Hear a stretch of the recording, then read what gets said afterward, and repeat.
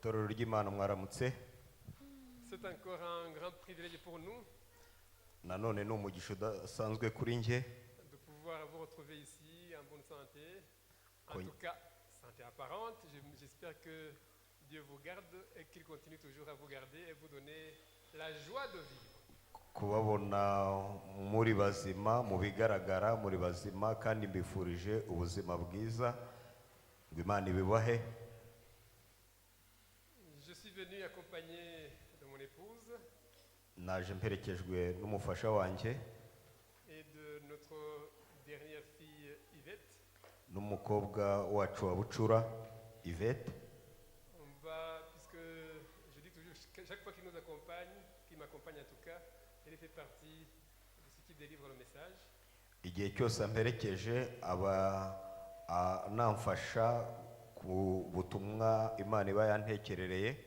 Non seulement à préparer les diapositives qui vont me permettre de passer le message, Uretse kunkorera amadiya ubutumwa bwanjye baburimo, mais aussi en chantant. ariko anaririmbira Imana. Elle a été bénie par le chant. Yahawe umugisha n'Imana mu buryo bwo kuririmba, Et le chant qu'elle va chanter, c'est celui qui a inspiré le message que vous allez suivre. kandi indirimbo agiye kuririmba niyo yamfashije ku butumwa tuza gukurikirana. Je vous invite à l'écouter, mais pas la façon dont elle chante, mais aussi le message qui est transmis à travers ce chant. Ndabararikira kuyikurikirana uretse kumva injyana yayo n'uburyo iririmbitse, ahubwo no kumva ubutumwa buyikubiyemo. C'est un chant qui est comme une prière, mais Ni- je vous assure, elle a un message assez profond, ou très profond. Ni indirimbo imeze nk'isengesho, ariko ndabizeza ko ifite ubutumwa bwimbitse cyane. Merci beaucoup. Murakoze cyane.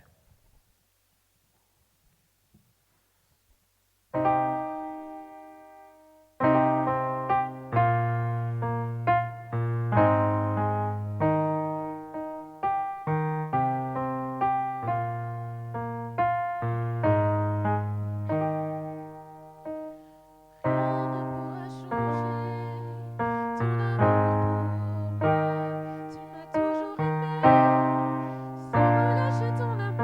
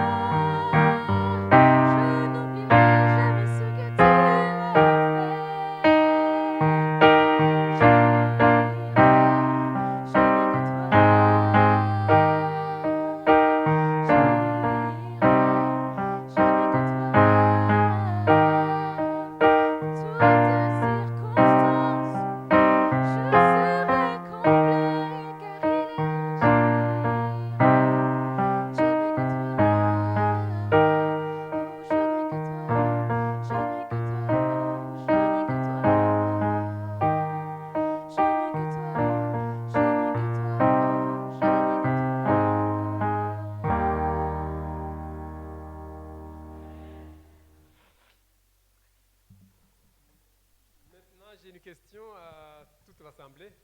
mfite ikibazo nifuza kubaza iteraniro ryose. Quel est le verset biblique qui est le plus connu ou le plus répandu, le plus connu?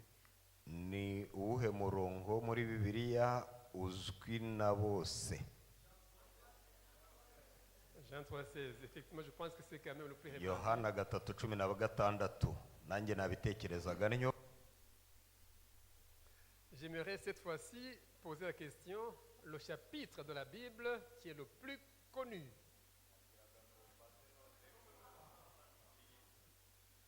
Voilà. Kizwi cyane muri Bibiliya ni Zaburi ya 23. Si je peux me le permettre, est-ce qu'il y a quelqu'un qui connaît ce psaume par cœur? Niba ndagira ngo nsabe niba hari umuntu waba uri hano muri iri teraniro noneho uyizi yose mu mutwe, En français ou en anglais, peu importe. mu rurimi urwo ari rwo rwose, rwaba Ikinyarwanda, Icyongereza cyangwa Igifaransa. Involontaire? Ngo ni Igiswahili. Je vous invite à l'écouter, s'il vous plaît. Bwana ndiye mchungaji wangu, sitapungukiwa na kitu. Katika maisha ya majani mabichi unilaza, kando ya mvuli wa boti uniongoza. Unaoisha nafsi yangu na kunibubujikia katika unaoisha nafsi yangu na kunibubujikia katika mbawa zake umenilaza, kando kando ya mbawa za no. Okay, je répète. Bwana ndiye mchungaji wangu, sitapungukiwa na kitu. Katika malisho ya majani mabichi unilaza, kando ya mvuli wa mauti uniongoza. Unaoisha nafsi yangu na kuniongoza, na kwa ajili yangu na kuniisha, na katika njia zake. Merci, je suis sûr et certain qu'elle connaît ce psaume. Urakoze cyane. On t'applaudit, on bénit Dieu pour ça. Et je crois que ça vaut la peine de connaître ce psaume. Birakwiye ko tumenya iyi Zaburi. On l'appelle le psaume du berger. Yitwa Zaburi y'umushumba. Et c'est vrai, la plupart du temps connaissent ce psaume, déjà connaissent ce psaume. Abantu benshi bazi iyi Zaburi. Mais j'aimerais bien ce matin Ndifuza ko muri kino gitondo que nous découvrions le berger du psaume. ko tumenya umushumba uvugwa muri iyi Zaburi. La plupart du temps on connaît ce psaume, je vous assure, ce psaume il est formidable. Iyi Zaburi ntisanzwe. Ceux qui ne l'ont pas encore testé pourraient le faire.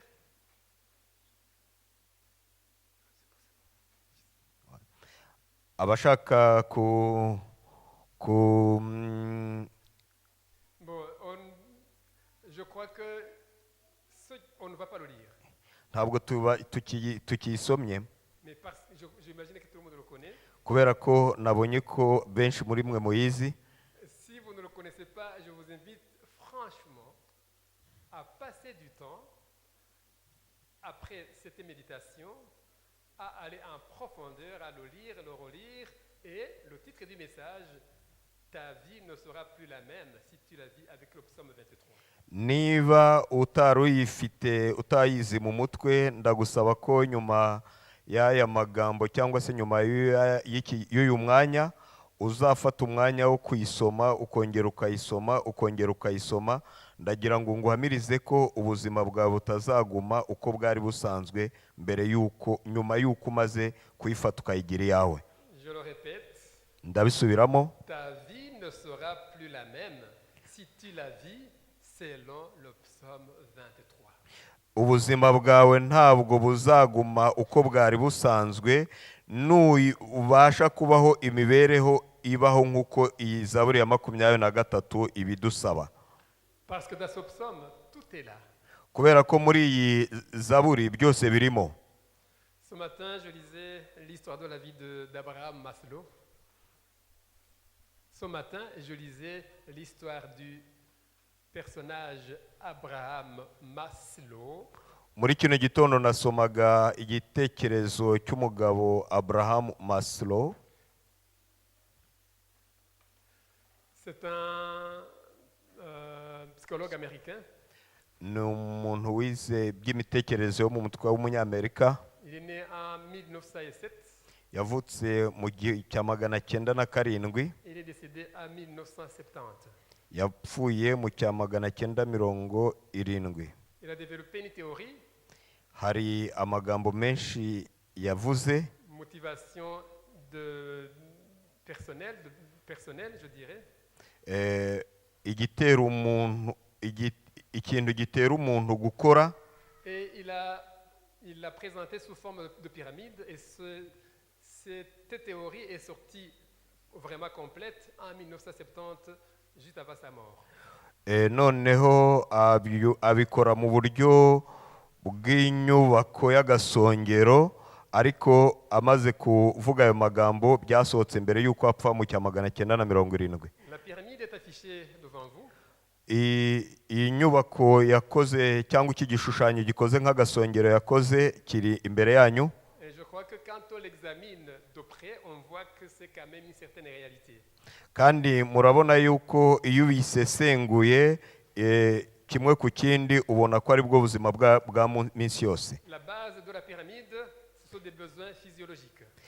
murabona ko mu ntangiriro y'iyi nyubako cyangwa se aka gasongero harimo ibyo dukenera mu buzima bwacu bwa buri munsi bw'umuntu. Dans ces besoins, il y a bien sûr les besoins de se nourrir, muri byo harimo gukenera kurya amafunguro, le besoin de manger, de respirer, gukenera kurya, guhumeka, l'abri, kugira aho umuntu ahengeka umusaya, bon, aller à la toilette, kujya kwihagarika cyangwa se kujya mu bwiherero. ça c'est la base de toute personne. ibyo ni ishingiro ry'ubuzima bwa minsi yose ku muntu uwo ari we wese. Deuxième niveau, urwego rwa kabiri c'est ce qu'il a appelé les besoins de sécurité. ni icyo yise ko buri muntu wese akeneye umutekano. Dans ces besoins de sécurité, on voit si tu n'es pas en sécurité, tu ne sais pas vivre. Tu es obligé de fuir, entre autres, par exemple. nuko agaragaza ko iyo udafite umutekano ugerageza guhunga kuko ukeneye umutekano. Donc c'est le deuxième niveau de ces besoins, c'est le Maslow. abigaragaza nk'urwego rwa kabiri ukurikije Maslow uko yabivuze. Quand on n'a pas de sécurité, on est anxieux. Anxieux. iyo udafite umutekano uba wumva muri wowe wihebye. Et si tu as la sécurité, tu passes à l'échelon supérieur. noneho iyo ufite umutekano bigutera imbaraga zo kujya ku rundi rwego rukurikiraho, Besoin d'amour, gukenera gukunda, besoin d'amitié, d'intimité ou d'affection, tout ce qu'on peut s'imaginer, mais qui vient toujours au-delà d'avoir la sécurité d'abord. Il faut que tu aies la sécurité avant de réclamer l'amour. igihe umuntu amaze kumva afite umutekano akenera gukunda no gukundwa akaza n'ibijyana nabyo byose kuko aba afite umutekano. Et puis viendra le besoin d'estime de soi. noneho ku rwego rukurikiraho haza kumva umuntu akeneye ko abandi bamuha agaciro cyangwa se we yumva afite agaciro mu bandi. Besoin d'esthétique, tous les autres besoins peuvent venir. none ibyo byose bikaba bishobora kuziraho. Et je crois que ce qui est curieux, ça effectivement je l'ai vérifié plus ou moins, si on n'a pas les besoins primaires, on ne va pas passer aux besoins secondaires. ibi rero narabigerageje narabigenzuye, iyo udafite ibyo byangombwa ukenera byo ku rwego rw'ibanze byo ku rwego rwa mbere, ntabwo ushobora gutera intambwe yo kujya ku byo ukenera ku rwego rukurikiyeho rwa kabiri cyangwa urwa gatatu n'izindi. Imaginez que tu es passé à une échelle supérieure, donc au stade 4 par exemple, et que le besoin primaire manque, tu es obligé de retourner pour satisfaire les besoins primaires. iyo byabaye ngombwa kugera ku rwego rwa kane ariko hakagira ikibura cyo ku rwego rwa mbere, uba utegetswe, uba wumva uhatiwe kongera kumanuka rwa rwego ugasubira ku ntera ya mbere. Par exemple, urugero, mesdames, vous n'allez pas vous maquiller si vous avez l'envie de dormir ou de sommeil. iyo mukeneye kuryama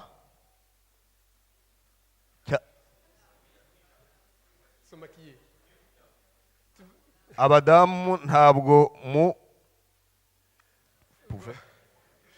Les dames ne vont pas se maquiller si le besoin primaire d'aller faire pipi ou de dormir n'est pas satisfait. abadamu ntabwo bashobora kujya kwimakiya ngo bitere igishahuro kandi bakeneye no kujya kwihagarika. De la même façon, messieurs, avant de réclamer l'amour ou l'affection de votre femme, donnez-leur la sécurité qu'elle se sente aimée. Nicyo kimwe no ku bagabo, mbere y'uko ukenera kwinjira mu rukundo, mu gikorwa cy'urukundo n'umufasha wawe, ukeneye kubanza kumuha umutekano wuzuye.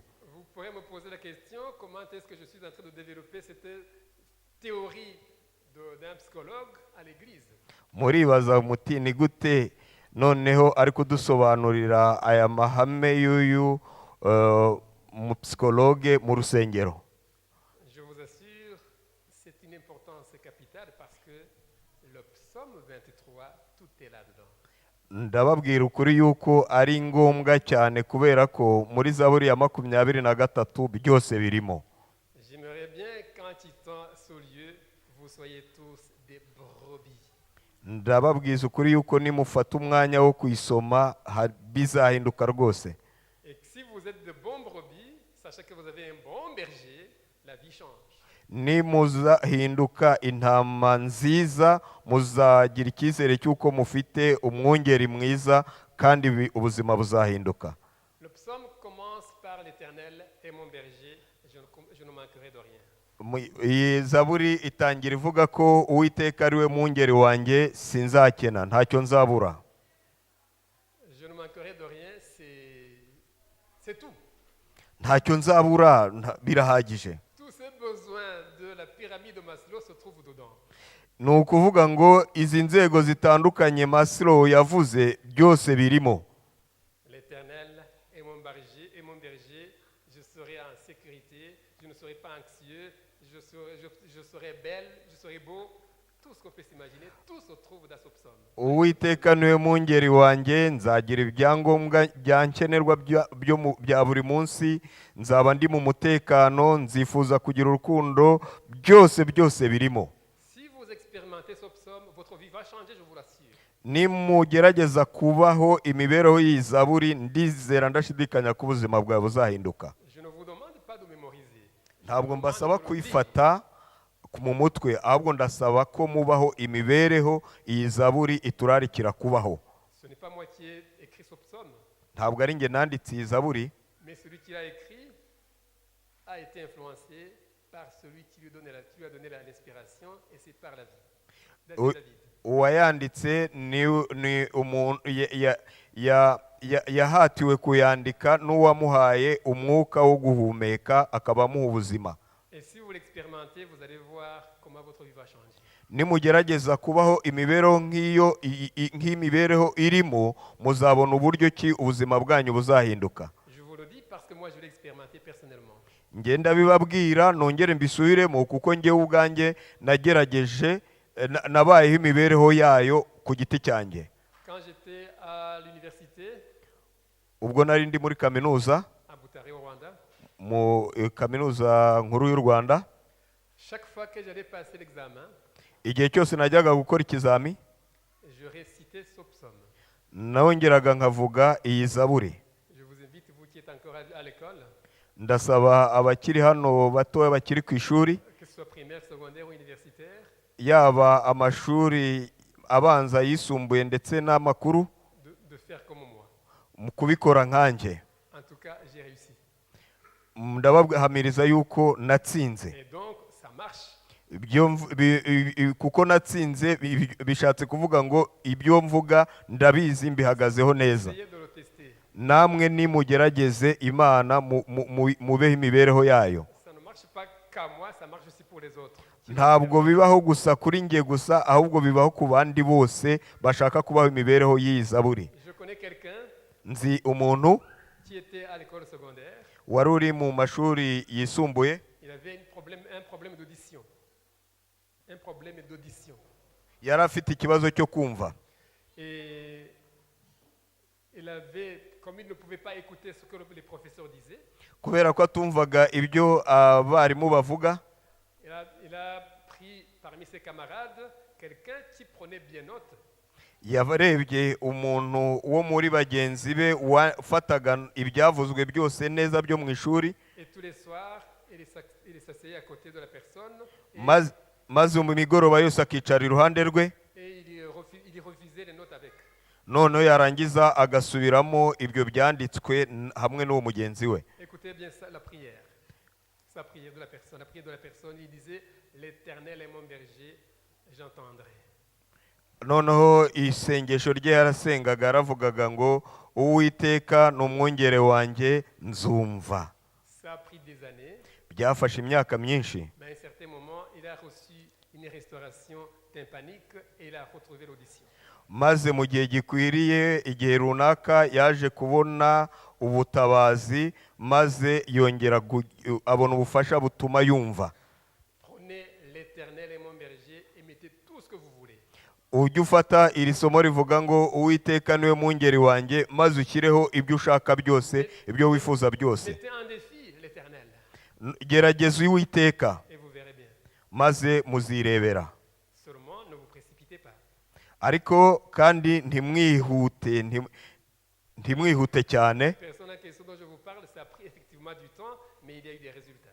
Murabona ko nyubwo byafashe umwanya, ariko ibisubizo cyangwa se kugera ku cyo wifuza birahari, birashoboka. Un berger connaît ses brebis Umwungeri amenya intama ze, et il connaît ce dont ils ont besoin. kandi akamenya ibyo zikeneye. Il les amène dans du pâturage.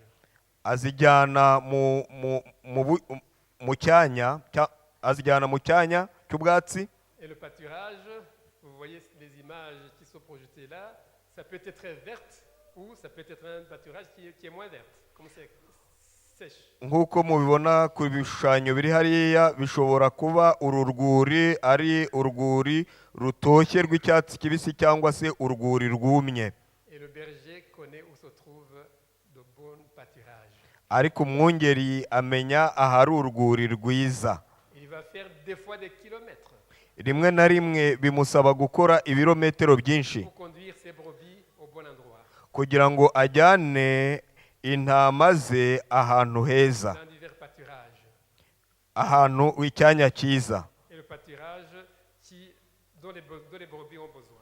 maze icyo cyanya kikabasha gutuma intama zaje zikigana zibasha kugenda zihaze, zimeze neza. Et quand il les conduit sur ces pâturages, Iyo aziyoboye kuri urwo rwuri, des fois il peut passer à des endroits que les brebis n'aimeraient pas passer. rimwe na rimwe bimusaba ko aca ahantu intama zitashobora gutambuka byoroshye. Mais comme le berger connaît où se trouve le pâturage, Kubera ko umwungeri aba azi ahantu urwuri ruherereye, il va prendre les risques pour ses brebis. Il va prendre des risques pour ses brebis. agerageza no kuba yakishyira mu kaga ariko kugira ngo arinde intama ze. Et les brebis pourraient se poser la question, pourquoi tu m'amènes là? Pourquoi tu me fais passer à cet endroit? Rimwe na rimwe intama zishobora kwibaza ngo ziti kubera icyo unjyana aha, kuki unyuza ahantu hameze gutya. Mais le brebis, plutôt le berger connaît pourquoi. Ariko umwungeri aba azi impamvu yabyo. Il connaît ce dont nous avons besoin. Azi neza ibyo dukeneye. Si tu traverses maintenant la situation difficile, Uyu munsi niba hari ibintu uri gucamo bitakoroheye bikomeye, fais confiance au berger. ugirire icyizere umwungeri mwiza. Il connaît la destination. Azi neza aho akujyanye mu rwuri akujyanyemo. Il connaît qu'au-delà de ce chemin difficile, Azi neza yuko nyuma cyangwa hirya y'iyo nzira iruhije agucishamo, il va y avoir quelque chose de meilleur. uzagera ku kintu cyiza.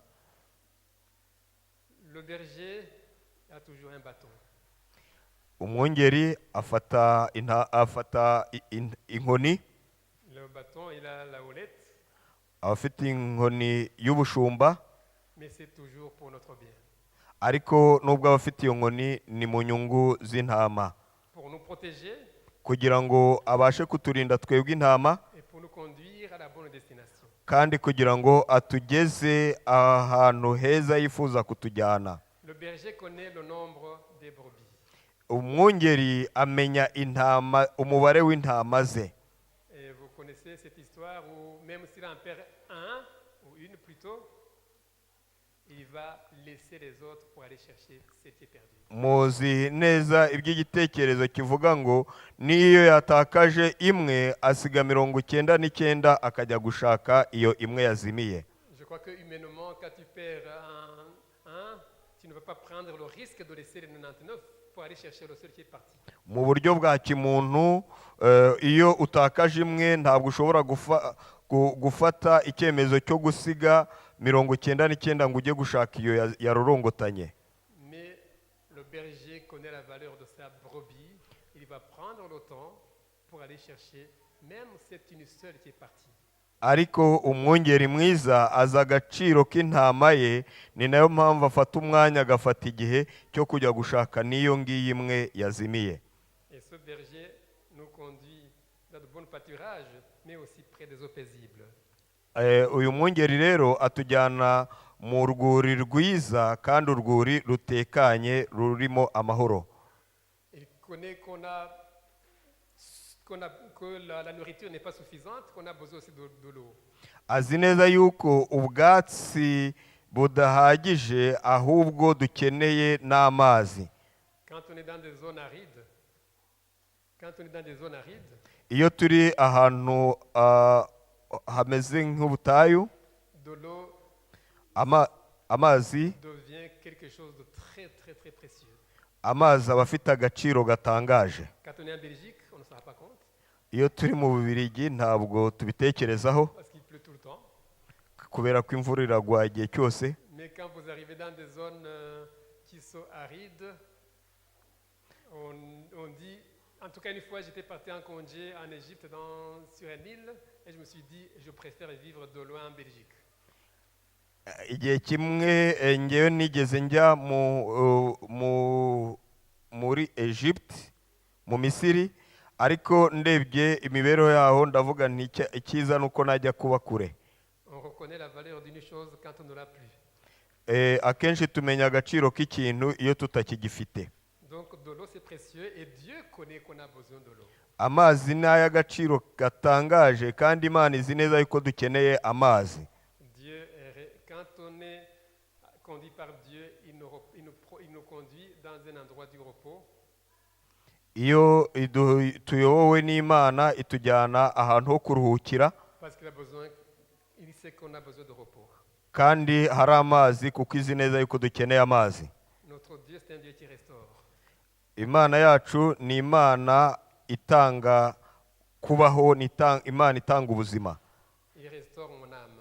Igerageza Imana yacu igaruramo ubuzima imibereho yanjye. Et quand il restaure, il restaure vraiment réellement. Iyo ingaruyemo ubuzima ibungaruramo wese. Et bon, ça vous avez des images de restauration au niveau chirurgie maxillofaciale, peu importe. Murabona amashusho agaragaza uburyo ki abantu bahindurirwa imibereho mu bijyanye no kubaga cyane cyane amenyo n'ibindi byose. Quelqu'un qui n'avait pas de dents et avec la dentisterie ou la restauration chirurgie maxillofaciale, on lui permet de retrouver un sourire merveilleux. Umuntu utari ufite amenyo ariko yahura n'abaganga bashobora kumufasha bakamuha amenyo maze akabasha kugira inseko nziza. On avait une voisine qui avait eu des problèmes d'accident et il a été opéré par des orthopédistes. Twari dufite umuturanyi wari ufite ikibazo noneho aza kubagwa n'abaganga b'amagufa. Quand ils ont fait l'opération, ils ont fait de leur mieux, mais hélas, ils ne parvenaient plus à utiliser sa main correctement. Ariko bamaze kumubaga nibwo yasanze ko Il ne réutilisait pas sa vie correcte, sa main. Ntabwo yabashaga mbere gukoresha ikiganza cye cyangwa akaboko ke neza. La chirurgie essaie de restaurer ce qui est abîmé, noneho kumubaga byamugaruyemo ubuzima kuko ako kaboko kari kangiritse, mais quand Dieu restaure, il restaure beaucoup mieux. ariko yari Imana isanasannye yo isanasana neza. Il ne restaure pas seulement l'âme, mais toutes les sphères de la vie. Ntabwo Imana isanasana umutima gusa, ahubwo isanasana n'ibice byose bigize umuntu, ibice byose bituma umuntu abaho neza. Il restaure quand on est malade, iradusanasana iyo turwaye, il restaure au niveau du travail, iradusanasana ku bijyanye n'akazi, il restaure au niveau des finances, iradusanasana mu bijyanye n'imicungire y'umutungo. il restaure les relations. Imana isanasana imibereho, imibanire yacu hagati yacu n'abandi, Et quand Dieu restaure, c'est pour un but précis. kandi iyo Imana isanasana ni kubw'umugambi wayo mwiza utangaje. Quand on voit l'histoire du fils prodigue, par exemple, du fils prodigue, Iyo turebye igitekerezo cy'umwana w'ikirara, il a pris tout ce qu'il avait chez ses parents, yafashe ibyo yari yahawe cyangwa ibyo yari atunze byose ku babyeyi be, il est parti les gaspiller, aragenda arabyayisha ubugoryi, et quand il est revenu chez son père, ariko ubwo yagarukaga kwa se, le père lui a pris, il l'a lavé et lui a donné une très belle robe. ubwo yagarukaga kwa se, ise yaramufashe aramwuhagira amuhereza ikanzu nziza cyane. La parole de Dieu nous dit que même si nos péchés sont noirs comme le cramoisi, il va nous rendre blancs comme tout. Naho ibyaha byacu byaba byinshi bikaba tukutuku, izabyeza bibe umweru bise na sheregi. Notre Dieu, c'est un Dieu restaurateur. Imana yacu ni Imana isana n'Imana itanga ubuzima, Et quand il restaure aussi, c'est pour un but précis. kandi iyo isanasannye, iyo igaruyemo umuntu ubuzima, ibimugarurira kubw'umugambi mwiza wayo utangaje. Rappelez-vous de l'histoire de Pierre. Mwibuke igitekerezo cya Petero. Pierre, il va renier Jésus. Il va renier Jésus. Petero wihakanye Yesu, Et quand il va renier Jésus, il va lui dire, avant en tout cas, avant qu'il part au ciel, il lui dit, paie mes brebis. ariko murabizi neza yuko Yesu mbere yuko asubira mu ijuru yamubwiye ngo ragira intama zanjye. Et il dit, tu es Pierre, et si c'était Pierre, je bâtirai mon église. Aramubwira ati uri Kefa, uri ibuye, uri Petero, kandi kuri wowe niho nzubaka itorero ryanjye. Quand il le restaure, ce n'est pas pour devenir comme il était, Iyo Imana isanasannye isubije umuntu mu buzima, ntabwo ari ukugira ngo agaruke uko yari ameze, c'était pour qu'il puisse assumer la mission. ahubwo ni ukugira ngo abashe kwakira no kuba mu nshingano Imana imuhaye. Et vous savez bien ce qui s'est passé le jour du Pentecôte. Murazi neza ibyabaye ku munsi wa Pentekositi. Un seul discours, 3000 convertis. Ikibwirizwa kimwe, abantu 3,000 barihana barabatizwa. Quand je marche dans la vallée de l'ombre de la mort, Iyo ngenda mu gicucu cy'igikombe cy'urupfu, je ne crains aucun mal, sintinya ikibi cyose, car tu es avec moi. kuko uri kumwe nanjye. Je voudrais vous faire remarquer ce que j'ai remarqué ces derniers jours en relisant ce psaume 23. Ndagira ngo mbabwire ibintu nabonye ubwo nongeraga gusoma iyi Zaburi ya 23. Les 4 ou 5 premiers versets, Imirongo ine ya mbere y'iki gice cya Zaburi ya 23, David parle de l'Éternel. Dawidi yavugaga gusa Uwiteka. Il parle de l'Éternel. Yavugaga Uwiteka. Les versets qui suivent, Noneho imirongo ikurikiraho, vous allez voir que David parle à l'Éternel. noneho murabona ko Dawidi ari kubwira Uwiteka. Quand on est dans la vie de tous les jours, quand tout va bien, nous parlons de Dieu. Nous parlons de Dieu. Iyo turi mu buzima bwacu bwa buri munsi ubusanzwe tubwira Imana. Mais quand nous sommes dans les difficultés, parlons à Dieu. noneho iyo turi mu ngorane mu bibazo reka tubwire Imana. Ici, il dit, quand je marche dans la vallée de la mort, tu es avec moi. Aha aravuga ati niho naba ndi mu gikombe cy'igicucu cy'urupfu nzi neza yuko uba uri kumwe nanjye. Et j'aimerais bien aussi vous faire remarquer cette petite nuance. Ndagira ngo mbabwire aka kantu kansobwe. Nous sommes les brebis. Turi intama. En général, les brebis suivent le berger. Mu buryo busanzwe intama zikurikira umwungeri. Quand tu suis le berger, iyo ukurikiye umwungeri tu vas aller dans la bonne direction. uzajya mu cyerekezo cyiza. Il va t'amener sur le bon pâturage. Azakugeza ku rwuri Il rwiza. va t'amener sur le repos. Azakugeza ku rwuri uruhukamo. Même dans un endroit paisible. Azakugeza ahantu uruhukiraho amahoro. Et ici, il dit quand je marche.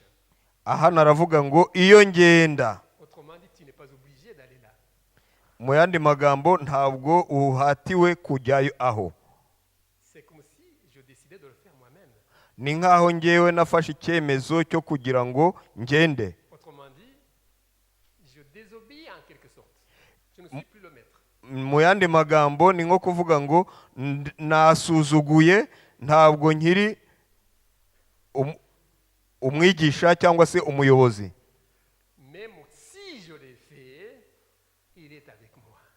Kandi niyo nabikora aba ari kumwe nanjye. Amen. Amen. Ce Dieu est merveilleux. Iyi Mana ni Imana nziza cyane. Je quitte le chemin, même si je sors de l'église, même si je fais des choses qui ne plaisent pas à Dieu, il est avec moi. Nubwo ntayikurikira, nubwo nasohoka mu itorero, nubwo ntabasha gukurikiza ibyo imbwira, ibiri kumwe nanjye. Je vous invite à être de bons brebis. Ndabararikira De bonnes brebis. kuba intama nziza. La présence divine. Kuba Imana ibihari ubwayo. Il n'y a rien comparable à la présence divine. Ntacyo dushobora kugereranya no kuhaba kw'Imana yacu. La plupart du temps, Ibihe byinshi nous aimons les bénédictions. dukunda imigisha. Nous disons que le sabbat a été béni, Tuvuga ko isabato yahawe umugisha que nous aimerions avoir les bénédictions de ce sabbat. kandi tugashaka imigisha y'iyo sabato. Chers frères et sœurs, Bavandimwe bashiki banjye, ne soyez pas des enfants qui aiment les bénédictions. ntitube abana bakunda imigisha. Les bénédictions divines. Imigisha y'Imana. Et mon Dieu des bénédictions. Imana yanjye, Imana yawe ubwayo ni umugisha. Si nous sommes dans la présence de Dieu, Igihe cyose tuzaba turi kumwe nayo, tout est là. byose birahari. Les bénédictions sont là. Imigisha irahari. Ça ne veut pas dire qu'il n'y aura pas de problème. Ntibivuze ko nta bibazo bizabaho. Mais la plupart du temps, ces problèmes, quand nous sommes cachés en Dieu, Ariko inshuro nyinshi iyi naho ibyo bibazo byaza, igihe cyose twishe mu Mana, celui qui va nous attaquer va d'abord attaquer celui qui nous protège. uzatwataka wese, uzaza kugira icyo adutwara wese azabanza yatake uturinze. La parole de Dieu nous dit que nous sommes dans la paume de ses mains. Ijambo ry'Imana ritubwira neza yuko turi mu biganza byayo, Rien ne pourra nous ôter de cette paume kandi nta ubasha kutuvuvunura mu biganza byayo tant que nous y restons. igihe cyose tuhagumye. Dieu dresse une table en face de mes adversaires. Imana yawe, Imana yanjye idushyiriraho ameza imbere y'amaso y'ababi. Quand ce psaume a été écrit, Iyo iki gihe iyi zaburi yandikwaga, les rois, quand ils se battaient, quand il y avait un qui gagnait, dans la guerre, il y avait des royaumes qui se battaient. Bon, imaginez, peu importe, on sait qu'il y a des guerres partout.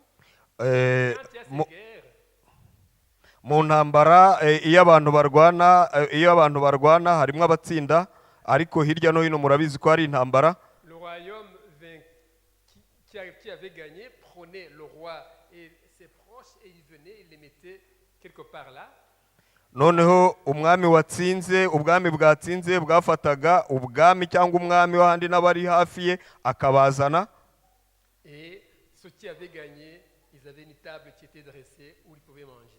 noneho ababaga batsinze babaga bafite ameza abateguriwe. Et c'est à ceci que David est en train de faire allusion. Aha rero niho Dawidi yarebye, yagize amaso abasha kuhareba. Même si nous imaginons une situation difficile, Nibwo twatekereza ikintu gishobora kutubaho cyangwa ibintu turimo bituremerereye, rappelons-nous que Dieu est capable de dresser une table. reka tujye twibuka ko Imana yacu ishoboye kuba yadutegurira ameza, Et qui peut nous donner la joie de vivre même dans les circonstances les plus difficiles. kandi ko ishobora kuduha umunezero wo kubaho niho twaba turi mu bihe bitugerageza. Le temps passe, Igihe kiragiye, je suis obligé de terminer tout doucement. ndimo mbona ko ngomba kugera ku musozo. Dieu pourvoira à tous vos besoins.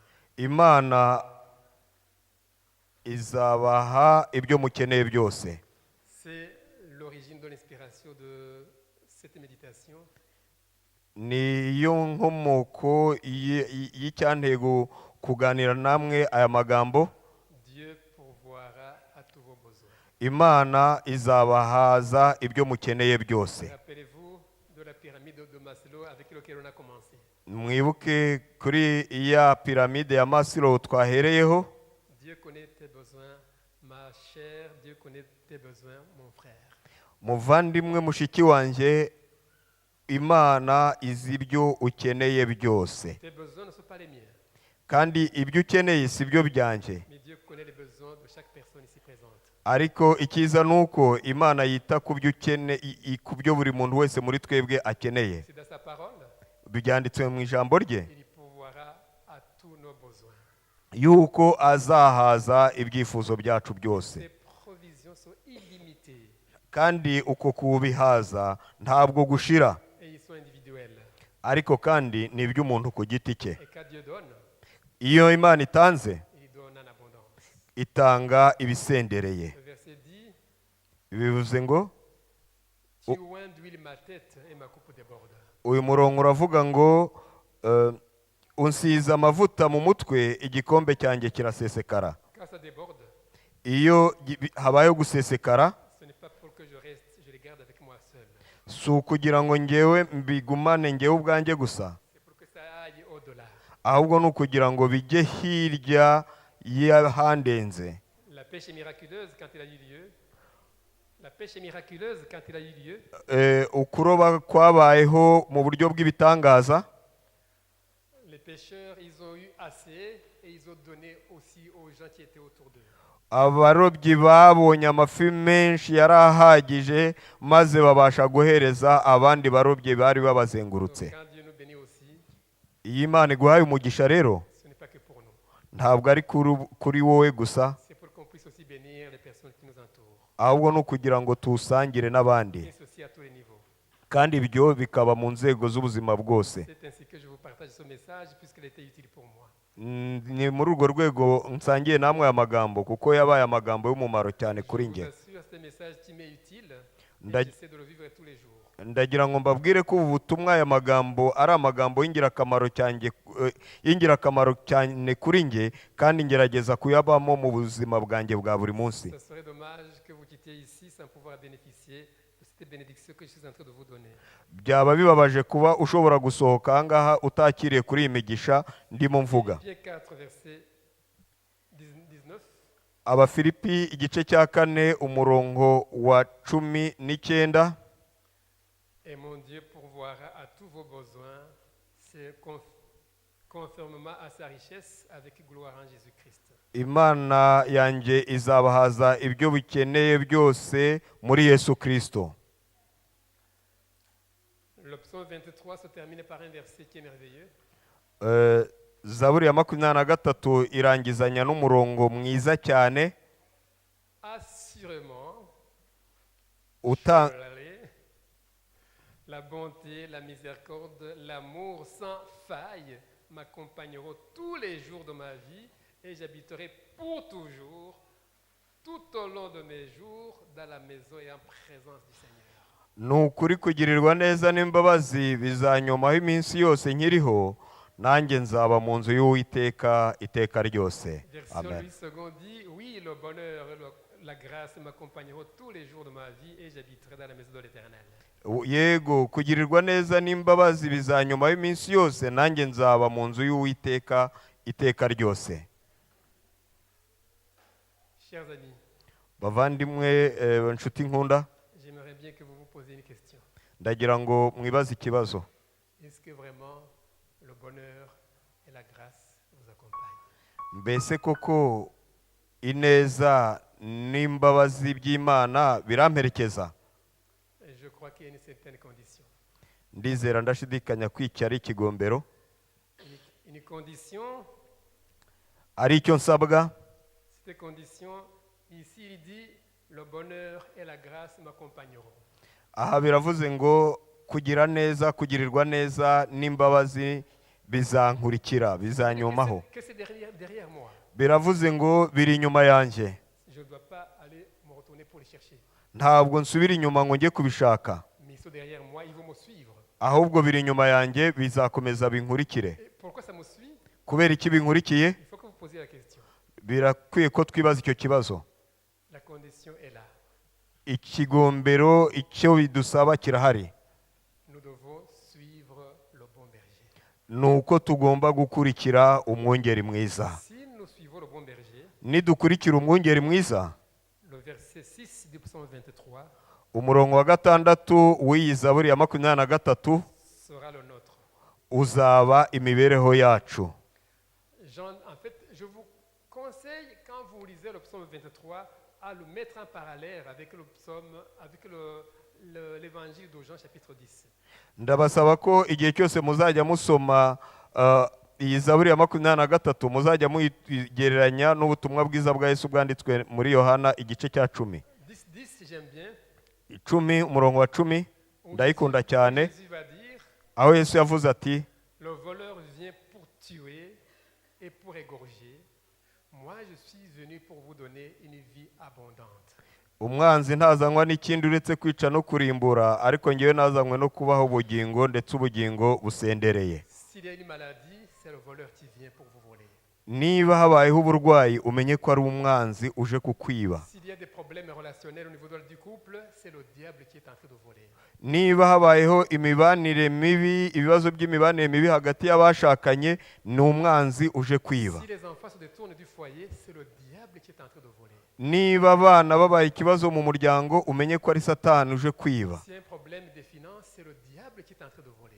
Niba hariho ibibazo by'imicungire y'amafaranga, umenye ko ari umwanzi uje kwiba. Et Jésus dit, je viens pas pour voler, mais pour vous donner une vie abondante. Ariko Yesu aravuga ngo ntabwo nazanywe nuko kwiba, ahubwo nazanywe no kubaho ubugingo, ndetse ubugingo busendereye. Oui, le bonheur et la grâce m'accompagneront, Yego, kugirirwa neza n'imbabazi bizanyomaho. mais pour que ça m'accompagne, lisons le verset, Jean chapitre 10, verset 4. Kugira ngo bizaduherekeze, reka dusomere hamwe Yohana 10. Lorsqu'il a fait sortir toutes ses propres brebis, il marche devant elles et les brebis le suivent parce qu'elles connaissent sa voix. Umurongo wa 4, iyo amaze kwahura ize zose azijya imbere, intama zikamukurikira kuko zizi ijwi rye. Donc si nous voulons vivre ces bénédictions, cette faveur qui vont nous accompagner, suivons le Maître. Niba dushaka kubona ubu buntu no kugirirwa neza Imana iduha bukadukurikira, reka dukurikire umwungeri mwiza. Le message que j'aimerais bien que vous reteniez encore une fois, en bref, c'est que le psaume 23 est une déclaration du caractère de Dieu et son engagement à ceux qui croient en lui. Ubutumwa nifuza ko mumenya neza nuko Zaburi ya 23 yavuze twakomeje kwibandaho, ari amagambo Imana ubwayo yivugiye y'uburyo ki y'ibyo idukorera, kandi n'uburyo irangwa no kutwitaho, twebwe dukwiye kubyizera tukayigiramo icyizere. Que Dieu vous aide. Imana idufashe. Alors on va terminer avec la fin de ce chant. mu gihe tugiye gusoza n'iyi ndirimbo Yvette aussi va chanter.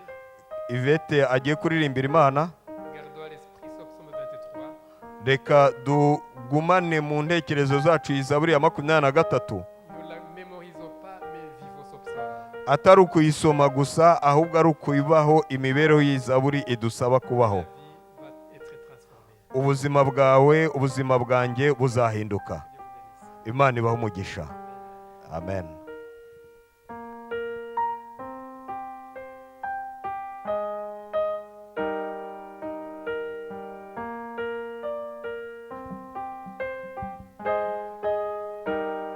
Je sais que tu m'aimes et que tu m'as choisi. Je sais qui tu m'aimes, alors je sais qui je suis. Je sais que tu m'aimes plus que je ne l'imagine. Je n'ai que toi. Je sais que tu m'aimes et que tu m'as choisi. Je sais que tu aimes, alors je sais qui je suis. Je sais que tu m'aimes plus que je ne l'imagine. Je n'ai que toi. Je vous invite à vous lever Je en n'ai que toi. pensant à ces paroles. Parce que le message est chez vous. Vous les suivez et méditez à la méditation.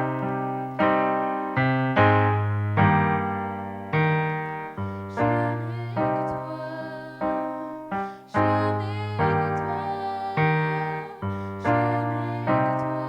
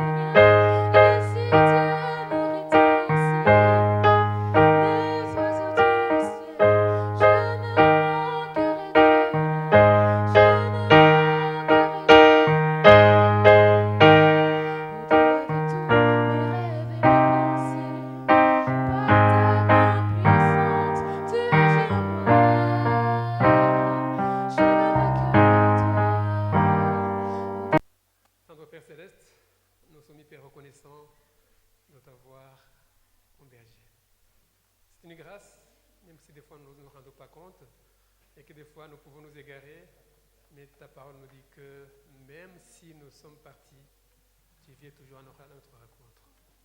Père éternel, je voudrais te remercier pour cette église qui continue à grandir afin que tu continues à les visiter. Que ton Saint-Esprit Seigneur puisse visiter et vivre et résider dans chaque membre ici. Et que chacun puisse, Seigneur, te reconnaître comme Dieu, comme berger. Et qu'il se rappelle qu'avec toi, il ne manquera de rien. Merci Père de nous accompagner alors que nous allons nous séparer. puisses toujours nous rappeler que tu es là, à nos côtés.